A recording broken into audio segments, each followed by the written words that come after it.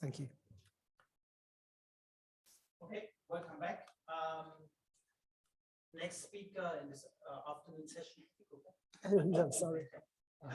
is Chen from the University of Reading, if I'm not mistaken, and he's talking about interfering the instability of the dynamic system from the skill of data assimilation. Okay. Yeah, thank you, Werner. This is work that I started to learn data simulation with Alberto Grassi and Valerio Carini. So the starting point is that a lot of models are using nonlinear and that is sensitive to initial conditions. An example is the one that we are seeing here. This is a kind of Lorentz model with an extension of one equation that we think it can mimic the thermodynamics. It's basically like advection here for both the momentum and the, let's say, temperature. And there's an energy exchange term that's controlled by the parameter alpha, and dissipation and forcing term. It's quite common it's quite similar to the Lorentz 96. So this model is nonlinear and it's dependent on initial condition.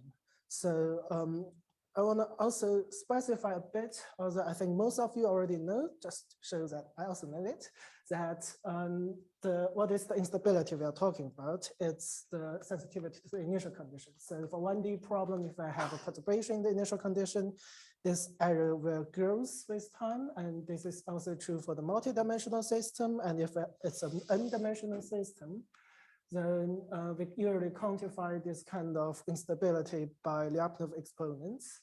So let's say there are like n0 positive or n0 numbers that is large, greater or equal to 0, which we say is the unstable neutral subspace of the model.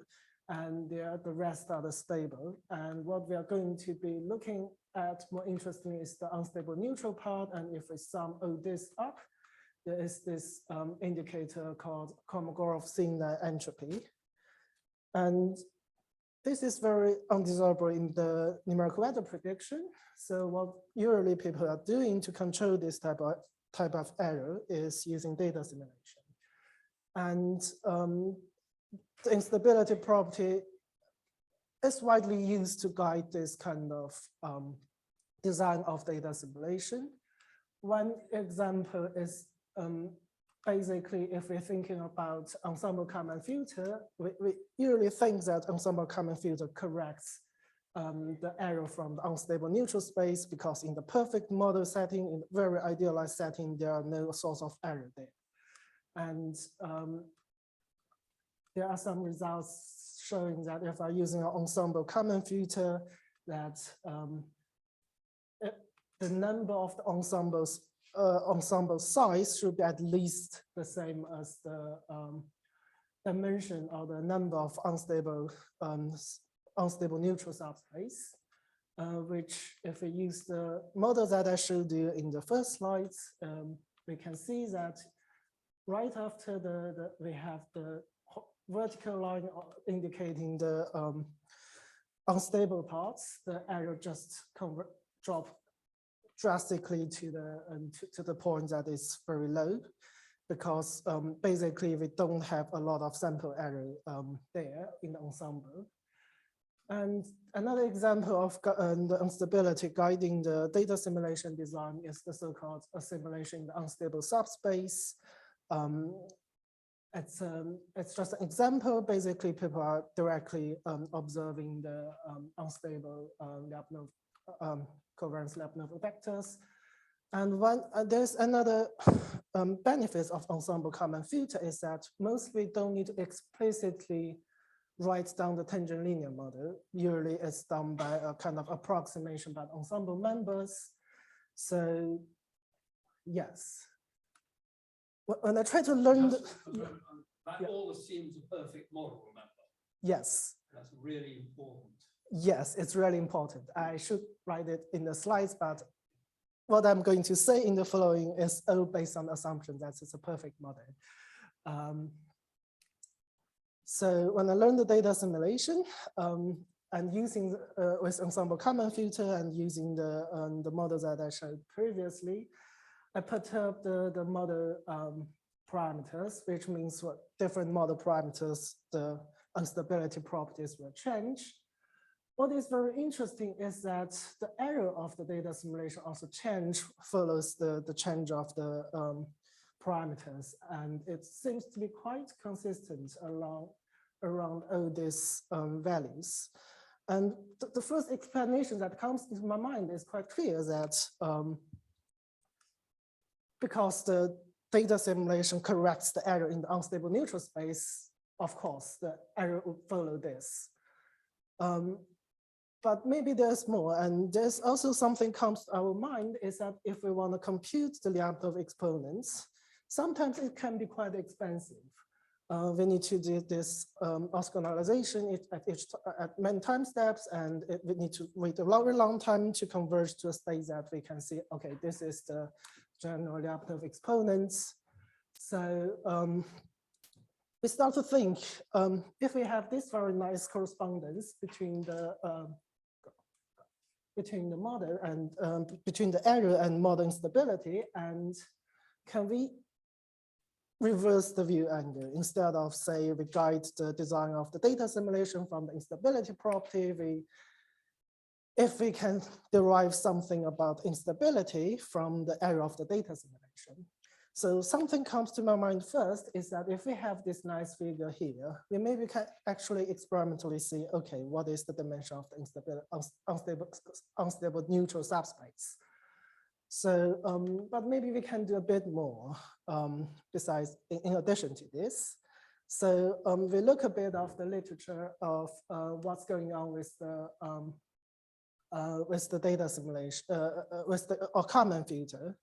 Especially, as I said, in the linear perfect model and linear observation operator, which is quite ideal, that the error forecast error covariance, when the k, which is the time step, goes to infinity, for example, basically it goes to a stationary state, that it converges to the unstable neutral subspace, where this U here is the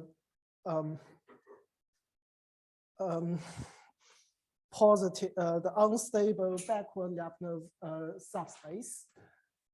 And this gamma here is the basically is a matrix related to the observation error. So this I think is relatively general. I think the only constraint in this part is this matrix should be invertible, but I'm not going to and I'm not going to use, I'm going to use this. So I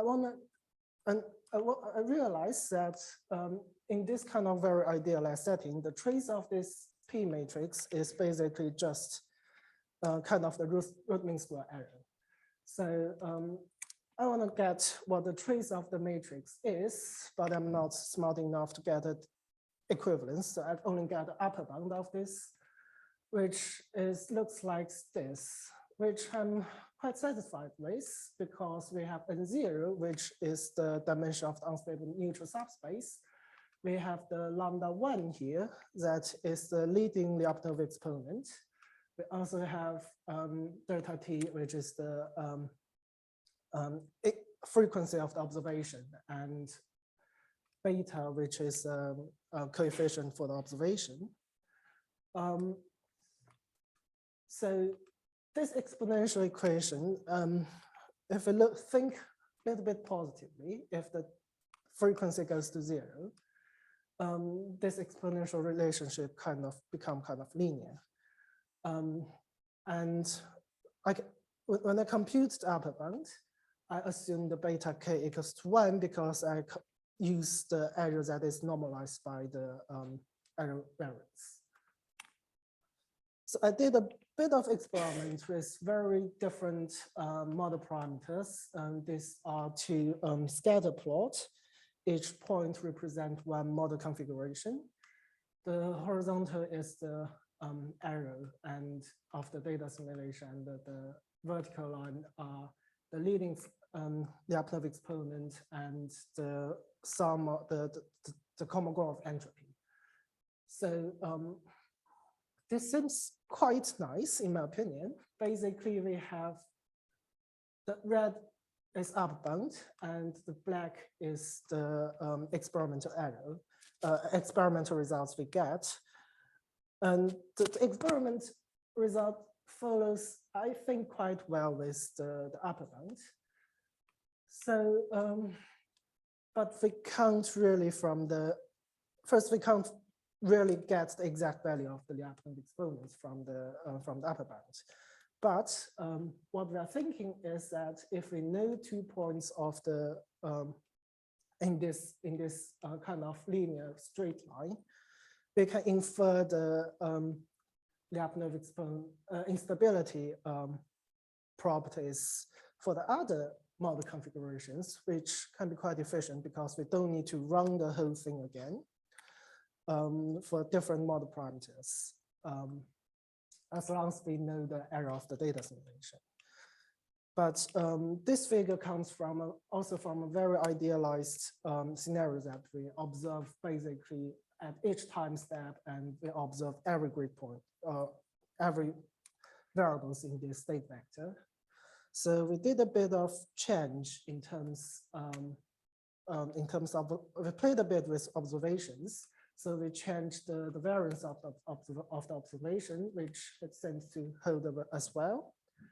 And what we did, something that is more distracting, is that we increased the interval and frequency of the observation.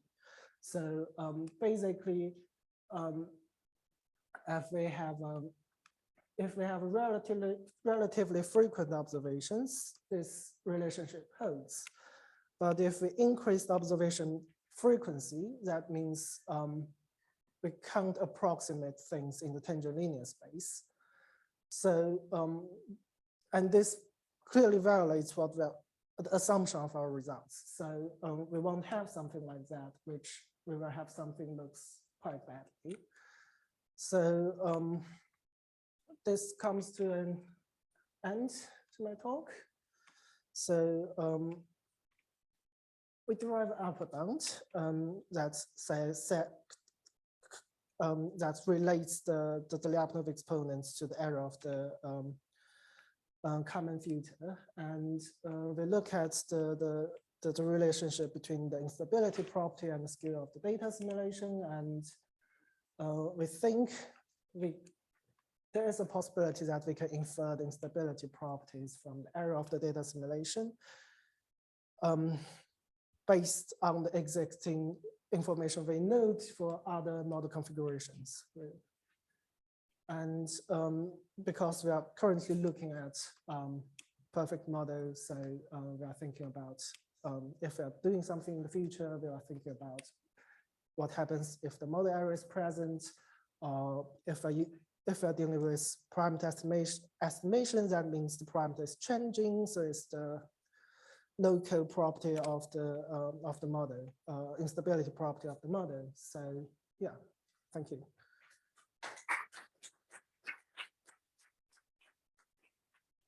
Thanks for the nice talk.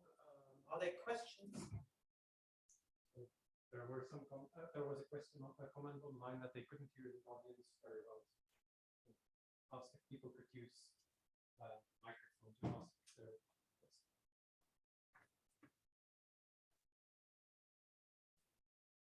So there was a comment online about the microphones, or no, that they couldn't hear the questions very well.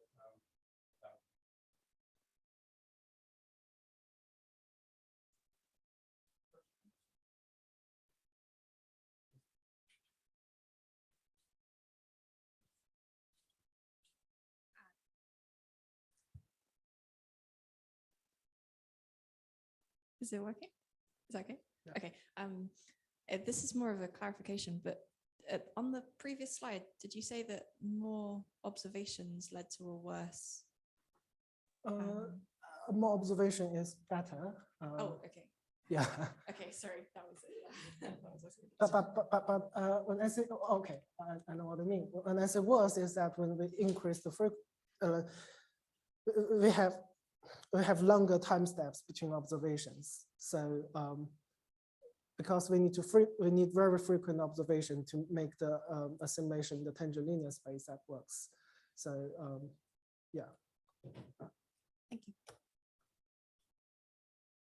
Yes, go ahead.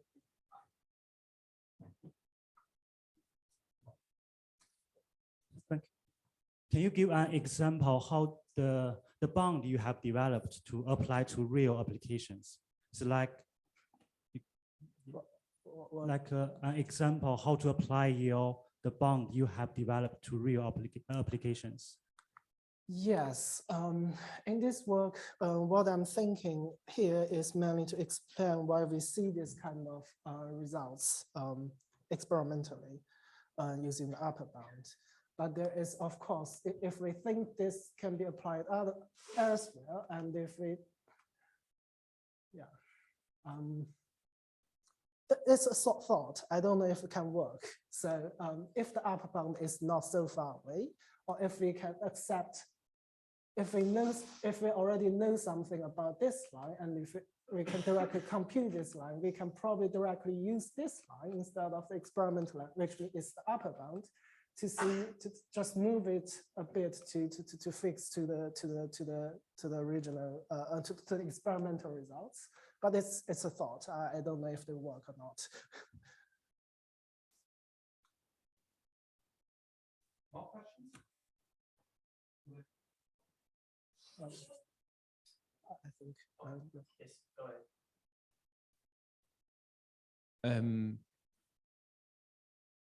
What is it? I missed what you actually change in these two plots. So let's say the left plot. Yeah. What is it that you change in order to get the different Lyapunov exponents? Yeah, the left is the leading Lyapunov exponent. The right is the sum of all the positive Lyapunov exponent. So my thinking about why this spreads out, why it isn't, is I didn't, because even if we have the same Lyapunov exponent, the dimension of the unstable neutral subspace is different. So that's the reason it's, even for the upper bound, it spreads out. But in this case, it's kind of explicitly included there. So no, I think my question was like more elementary. So in order to get different Lyapunov exponents, you have to change some parameter of the system. Yes. And I didn't get what you change into the system, change in the system in order to get different Lyapunov exponents. Yeah.